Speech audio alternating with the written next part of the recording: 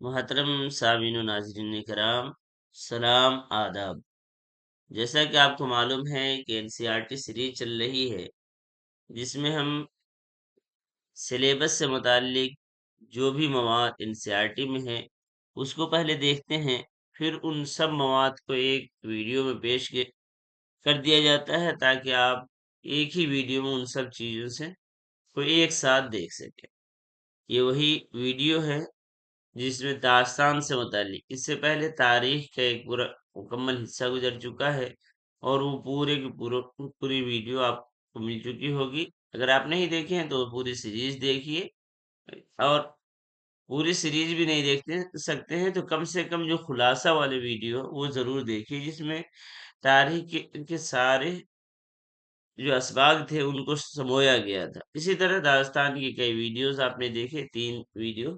اس video میں ہم ان سب کو ایک جگہ سمونے کی کوشش کر رہے ہیں، جو PPT کے شکل میں آپ کے سامنے ہے۔ تو آئیے دیکھتے ہیں۔ اردو ادبی اصناف، اور اس میں خاص طور سے داستان کے آغاز و ارتقاء، جو DSSB کے دوسرا عنوان ہے۔ حصہ نثر میں جو دوسرا عنوان ہے وہ داستان کا آغاز و ارتقاء سے متعلق ہے۔ اس میں ہم نے جو اس سے گزشتہ ویڈیو دیکھا تو اس سے متعلق حکایت، تمثیل بھی تھے، تو اس کو بھی مختصر یہاں دیکھیں گے جیسا کہ ان اسباق میں تھے۔ آئیے چلتے ہیں۔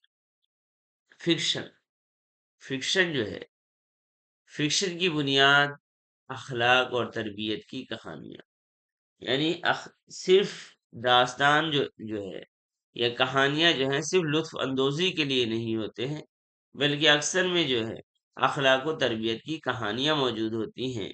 یہ کہہ رہے ہیں کلاسیکی دور میں کہانیوں کا مقصد صرف تفریح نہیں تھا، بلکہ انسان کی اخلاقی اور نفسیاتی تربیت بھی اس کا مقصد رہا ہے۔ اس مقصد کے لیے 2 اہم اسلوب اپنائے گئے ہیں جو مختصر، ایک ہے تمثیلی اور ایک ہے حکایت۔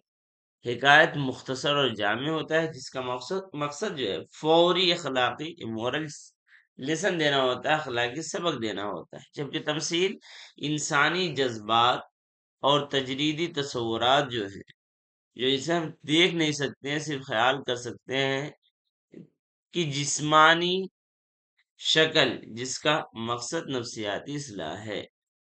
یہ جسمانی 2 جگہ ہو گئے، وہ جسمانی شکل میں دے کر اس چیز کو پیش کیا جاتا ہے۔ تو آئیے پہلے حکایت کو چلتے ہیں آگے اور دیکھتے ہیں۔ یہ حکایت جسے انگلش میں ٹیل یا فیبل کہہ لیتے ہیں، یہ ہے پہلا حصہ۔ حکایت کی تعریف، مقصد اور خصوصیت دیکھیے۔ حکایت نظم یا نثر میں ایک ایسا مختصر قصہ ہے، نظم میں بھی ہو سکتا ہے، نثر میں بھی، جس کے آخر میں کوئی اخلاقی سبق ملتا ہے۔ یہ ادب کی قدیم ترین شکلوں میں سے ہے۔ مقصد جیسا کہ تعریف میں ہی ہے کہ اخلاقی سبق جیسے سچائی، ہمدردی، محبت، پیار کا جو پیغام ہے وہ دینا ہوتا ہے، اور جو اس کے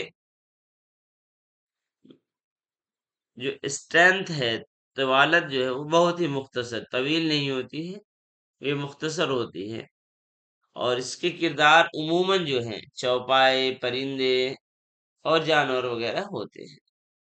ان کی مثال تاریخ میں جو سب سے پرانی 6 صدی قبل مسیح میں ملتی ہے، حکایات لقمان، جیسا کہ اس سے پہلے میں آپ نے دیکھا پنچ تنتر، اور اس کے بعد جو ہے سعدی کہ جو ہے گلستان میں ہے، گلستان سعدی اسی لیے یہاں بھی لکھا ہوا۔ اب ہے تمثیل، الگری کہتے ہیں۔ یہ ہے کیا؟ تمثیل جب انسانی جذبات روپ دھار لے، انسانی شکل اختیار کر لے، تو اس کو بولتے ہیں تمثیل۔ اس کی تعریف آپ نے پہلے بھی دیکھی، غیر مادی یا غیر مرئی چیزوں کو مادی یا انسانی شکل میں پیش کرنا تمثیل کہلاتا ہے۔ جو نان میٹیریل ہے، جو جس کے لیے اور جسے ہم دیکھ نہیں سکتے، جب وہ میٹیریل نہیں ہے، مادی نہیں ہے، تو ہم اسے دیکھ بھی نہیں سکتے ہیں، انہیں انسانی شکل دے دی جاتی ہے، پرسنیفیکیشن کی جاتی ہے، تو اسی کو بولتے ہیں تمثیل، ایلیگری۔ یہ بیانیہ کہانی کا قدیم ترین اسلوب ہے۔ اس میں ہوتا کیا ہے، کیسے؟ دیکھیے، مجرد تصورات جیسے نیکی، بدی، حسد، ہمت، عشق وغیرہ جو ہے اس کو گوشت پوشت کے کردار بنائے جاتے ہیں۔ پھر اس سے کیا ہوتا ہے، جو ابھی تک تصورات میں تھے وہ اب ہم جب اسے شکل میں دیکھتے ہیں تو ہماری نفسیات پر اثر ڈالتا ہے، اخلاقی اصلاح پہ اثر ہوتا ہے۔ اردو میں اس کی مثال جو ہے سب سے پہلی تمثیلی داستان یا داستان جو ہے وہ ملا وجہی کی ہے سورس، جو 1635 میں لکھی گئی ہے،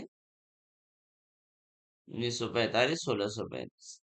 اور جدید میں اگر دور میں دیکھتے ہیں تو اس کی مثال تمثیل کی وجہ سے کئی مل جائیں گی، نظموں میں بھی اس کا استعمال ہوا ہے، لیکن محمد حسین آزاد کی یہ مضامین کا جو مجموعہ ہے نرنگ خیال، اس کی شاندار مثال ہے۔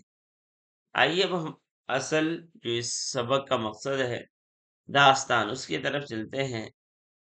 داستان داستان جو ہے ایک پر اسرار دنیا ہے، اس میں یہی ہے جیسے کہ بتایا تھا کہ سننے والے کو یہ لگے کہ اب کیا ہوگا، آگے کا تجسس برقرار رہے۔ حالانکہ ناول میں کی بھی ایک خصوصیت ہے، ناول میں بھی آئے اب وہ اس کی تعریف دے گی۔ داستان ایک طویل اور مسلسل قصہ ہے، یعنی ایک قصہ جو چل رہا ہوتا ہے، بیچ میں دوسرے قصے بھی آ سکتے ہیں، جس کی بنیاد یہ ہے کہ قاری اسامی کے اندر حیرت اور تجسس پیدا کرنا ہوتا ہے۔ اس کا واحد مقصد یہی ہوتا ہے قاری کو باندھے رکھنا، تاکہ وہ مسلسل سوچتا رہے کہ اب کیا ہوگا، اب آگے کیا ہوگا۔ اب اس کے لیے کن کن چیزوں کی مدد لی جاتی ہے تجسس اور حیرت کو برقرار رکھنے کے لیے؟ انسان کو دنیاوی تفکرات، ہاں، اور اس کے ذریعے سے جو ایک مقصد ہے وہ حاصل ہوتا ہے کہ ہم جو دنیا میں اس بھاگ دوڑ میں لگے ہوئے ہیں ان سے، اس کے ذریعے سے ان تفکرات سے تھوڑی دیر کے لیے راحت ملتی ہے، جو آج کل کام دوسری چیزوں سے لی جا رہی ہیں، کامیڈی وغیرہ سے جو لی جا رہی ہیں وہی، جیسے کہ یہ فلمیں وغیرہ جو ہے وہ اس وہی چیز ہے، وہی اس کا مقصد ہے، انسان کو دنیاوی تفکرات، دنیا کی جو ٹینشن ہے، جو فکر ہے، سے نکال کر خیالی دنیا میں تسکین فراہم کرنا، یہ اس کا مقصد ہوتا ہے۔ اور اس کے لیے کرتے کیا ہے، معمولی کے بجائے غیر معمولی اور پراسرار واقعات اس میں پیش، معمولی جو آئے دن دیکھ رہا ہے اس میں وہ کہاں کھو سکتا ہے، غیر معمولی چیزوں کو پیش کیا جاتا ہے۔ اسی لیے اس میں حقیقت کے بجائے خیال ترازی، خیالی پلاؤ کو زیادہ پیش کیا جاتا ہے۔ اس میں یہ اہمیت کا حامل ہے کہ اس میں ہمیں ساری چیزیں ہونے کے باوجود یہ اپنی ایک ثقافت رکھتی ہے، جیسا کہ آپ جانتے ہیں کہ یہ میڈیول ایج کا عہد وسطی کی یادگار ہے، تو یہ اس میں ثقافت موجود ہوتا ہے، رہن سہن، کھان پین، یہ ساری چیزیں موجود ہوتی ہے۔ داستان اپنے عہد کی ثقافتی دستاویز بھی ہوتی ہے، ڈاکومنٹری ہوتی ہے، اس جس سے اس زمانے کے رسم و رواج اور لسانی رویے جھلکتے ہیں۔ داستان کے جو لازمی اجزاء ہے، لازمی عناصر ہیں، زائد ترکیبی ایسا نہیں کہ بالکل شروع سے ہو اور آخر تک ایسے، ان میں کیا کیا چیزیں پائی جاتی ہیں؟ ما فوق الفطرت عناصر جو ہے یہ سب سے اہم، ما فوق الفطرت عناصر یہ سب سے اہم ہے، یہ سب سے اہمیت کے حامل ہے، ما فوق الفطرت عناصر، جسے آپ کو یاد رکھنا ہے۔ ما فوق الفطرت عناصر یہ عام طور پہ سوال میں پوچھا گیا ہے۔ ما فوق الفطرت عناصر کیا ہے؟ دیو، جن، پری، اڑنے والے قالین، بولنے والے پرندے، جو حقیقت میں نہیں پائے جائے، وہ عناصر ہیں جنہیں استدلالی ذہن قبول نہیں کرتا ہو، یہ ریجنل جو ہے، ریزننگ اسے قبول نہیں کرتا، وہ چیزیں ما فوق الفطرت عناصر۔ کہانی ہے، داستان کی جو یہ ویل چکر دکھا رکھا ہے، اس میں سب سے زیادہ ضروری ہے مرکزی کہانی ہوتی ہے۔ مرکزی کہانی میں کیا ہے، ہیرو کی جرات اور دلیری ہوتی ہے۔ اس میں موضوعات کیا ہوتا ہے، عام طور پہ عشق، جنگ یا مہم، ایڈونچر، باطل پر لیکن فتح ہوتی ہے، باطل کی شکست اور حق کی فتح ہوتی ہے۔ اسے لمبا بنایا جاتا ہے، جیسا کہ شروع میں ہی کہا گیا کہ داستان ایک طویل اور مسلسل قصہ ہوتا ہے، اس کے لیے پلاٹ جو ہے، جو اس کی ترتیب ہوتی ہے، اس کو میں زیادہ وسیع کیا جاتا ہے، جوالت پلاٹ کی کشادگی قاری کی دلچسپی قائم رکھنے کے لیے متعدد موڑ اور محدود طوالت اس میں ہوتی ہے۔ اب جب کہانی ہے تو وہ کسی نہ کسی زمان میں اور کسی نہ کسی ایک مکان میں رہی ہوگی وہ کہانی جس کو بیان کیا جا رہا ہے، لیکن اب وہی کہہ رہے ہیں کہ خیالی چیزیں ہیں تو جو زمان و مکان بھی ہے وہ بہت ہی دور، یعنی بہت پرانے زمانے کی بات ہے، یہ بہت ایسی جگہ جو انسان دیکھا نہ ہو اس جگہ کا بیان ہوگا۔ فضا اسے کہتے ہیں، زمان و مکان کی دوری، زمانہ قدیم دور دراز یا خیالی ممالک جیسے روم، یونان، بلخ، بدخشاں، نیشاپور، اصفہان، اس طرح کا ذکر آپ سنیں گے۔ آئیے اس میں بتایا تھا کہ کہانی جو مرکزی کہانی صرف ایک کہانی نہیں ہوتی ہے بلکہ اس میں بیچ بیچ میں کچھ کہانیاں بھی آ جاتی ہیں، تو جو بیچ میں کہانی آ جاتی ہے تو اسے ایک ٹیکنیک ہے، قصہ در قصہ کی تکنیک، قصہ در قصہ کی تکنیک اسے بولتے ہیں۔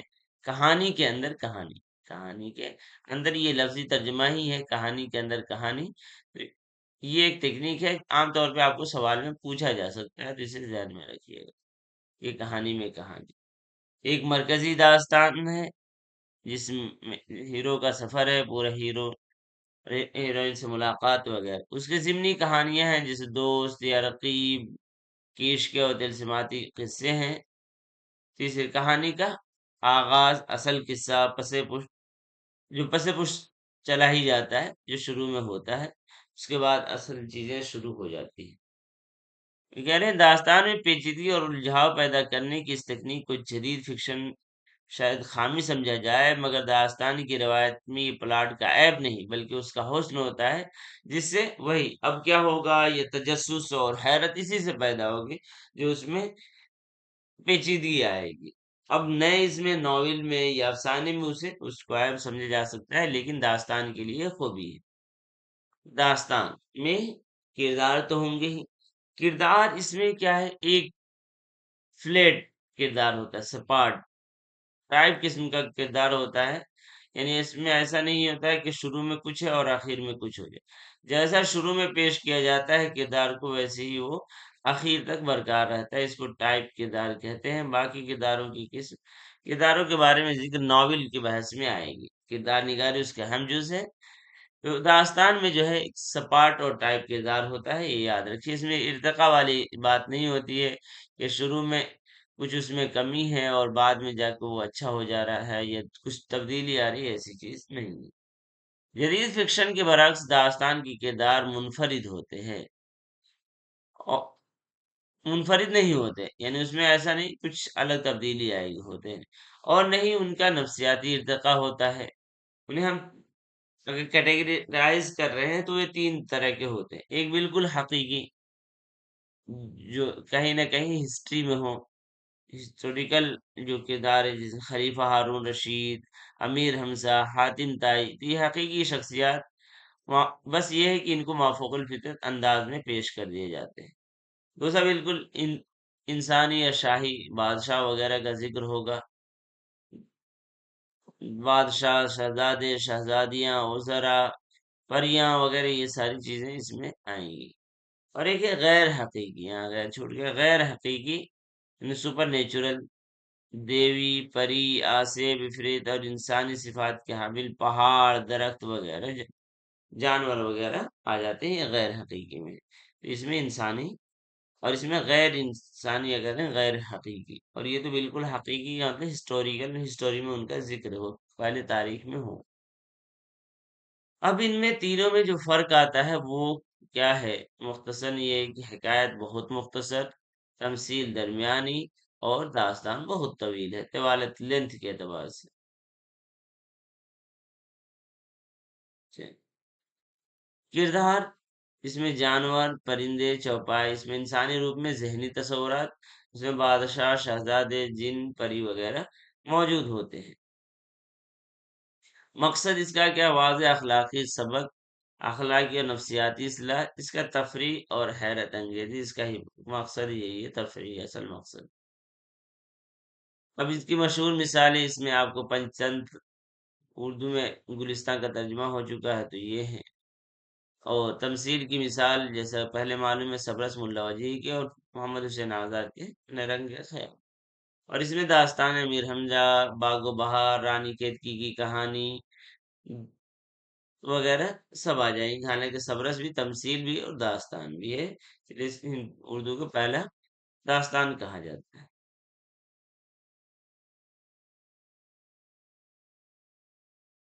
چلیے۔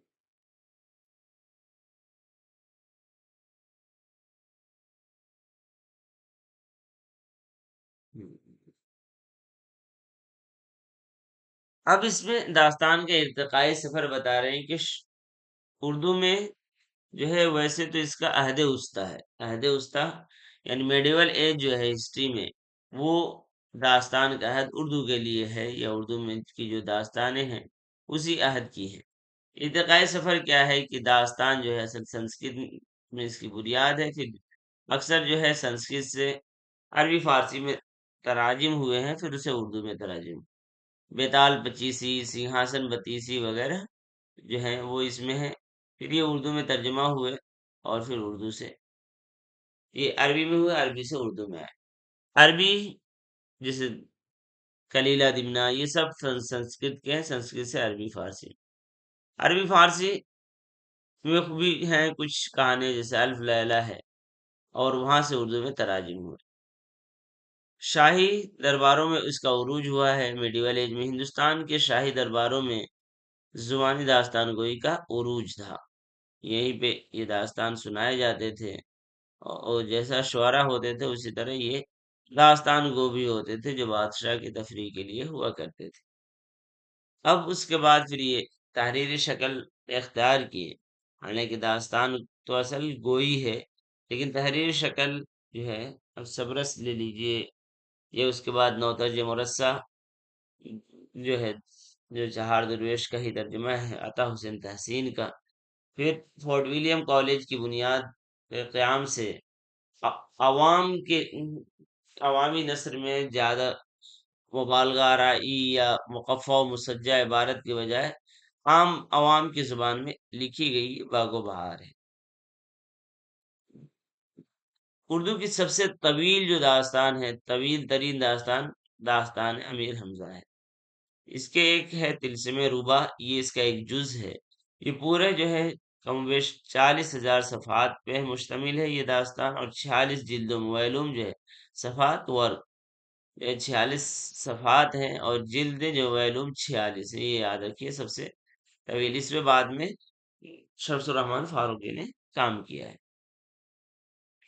ابھی جو ذکر آیا کہ فورٹ ولیم کالج میں یہ باغ و بہار، باغ و بہار کے جو مصنف ہیں، داستان گو ہیں، ان کے بارے میں مختصر جانیں گے، اس سے پہلے ویڈیو میں بھی ہم دیکھ چکے ہیں، اور پھر باغ و بہار سے متعلق، اور باغ و بہار کے ایک کہانی NCERT میں مختصر دے رکھا ہے سرگزشت آزاد وقت کے، وہ اتنی ہی باتوں کو یہاں بھی دیکھیں گے، اس لیے کہ طویل جو ہے مکمل ہو سکتا ہے کہ جلد ہی باغ و بہار پہ کی پوری جو داستان ہے اس کو آپ کی خدمت میں پیش کی جائے گی، اس کا خلاصہ بھی، اور اس کو ایک مجموعی شکل میں بھی جیسی ہے ویسے پیش کر دیا جائے گا اس ویڈیو ہی کی طرح انشاءاللہ۔ تو آئیے میر امن دہلوی کو دیکھتے ہیں کہ یہ دہلی دہلوی ہیں۔ میر امن، یہ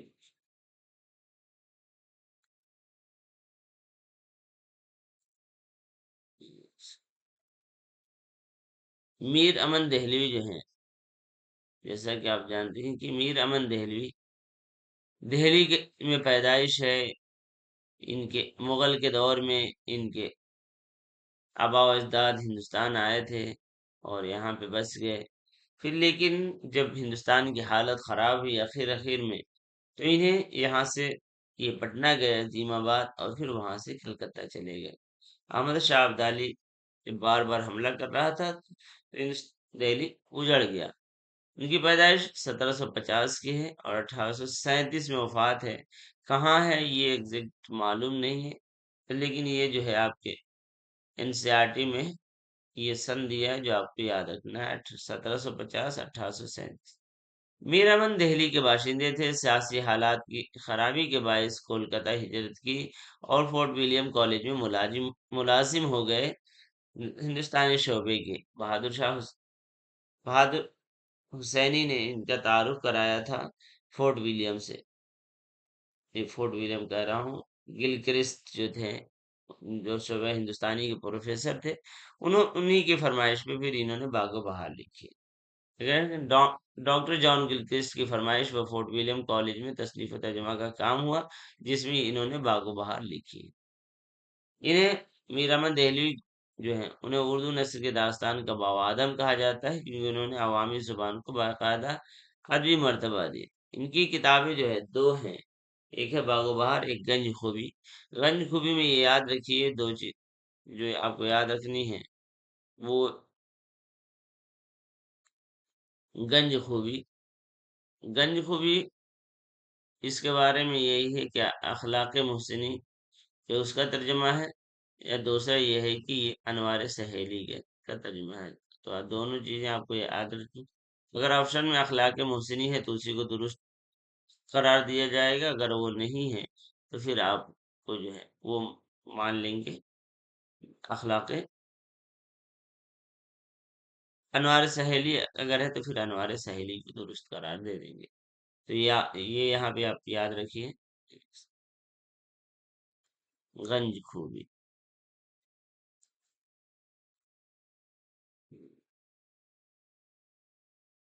گنج خوبی، انوار سہیلی، اور ساتھ ساتھ آپ کو یاد رکھنا ہے، چلو بس یاد رکھ لیجیے گنج خوبی.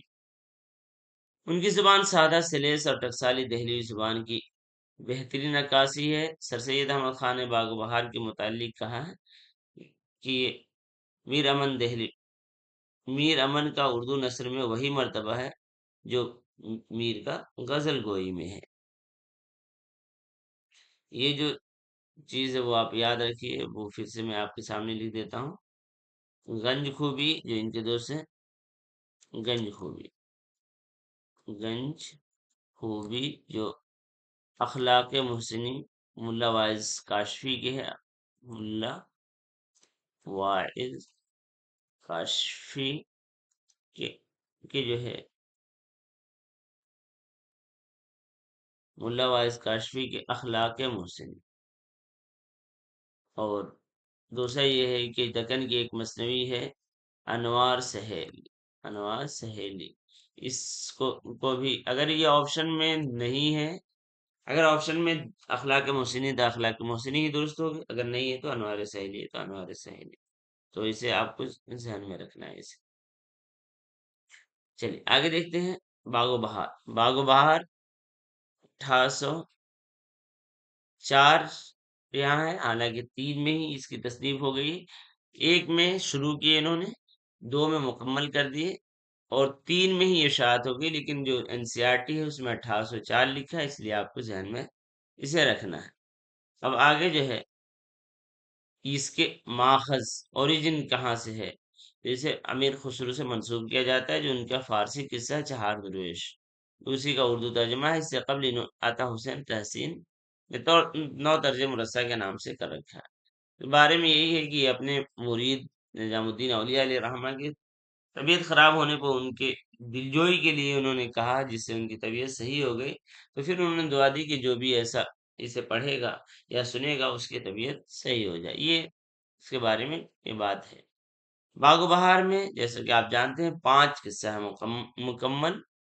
پہلے دیواچہ ہے، اس کے بعد شروع قصے سا کر کے شروع قصے کی مختصر بات ہے، پھر دونوں درویشوں کا ہے، پھر سرگزشت آزاد بخت جس کے اندر آتا ہے خواجہ سرپرست کا قصہ، اور پھر 2 درویش. تو 4 درویش ہیں، اور ایک آزاد وقت کہیے یا آزاد وقت کے اندر جو خواجہ سرپرست کا قصہ ہے وہ ہے.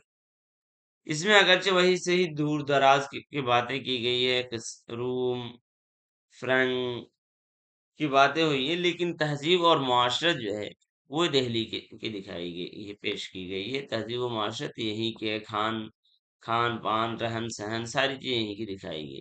زبان اس کی بالکل سادہ، جس میں محاورات، کہاوتوں اور ہندی فارسی کے الفاظ کا حسین امتزاج ملتا ہے، مکسچر ہے.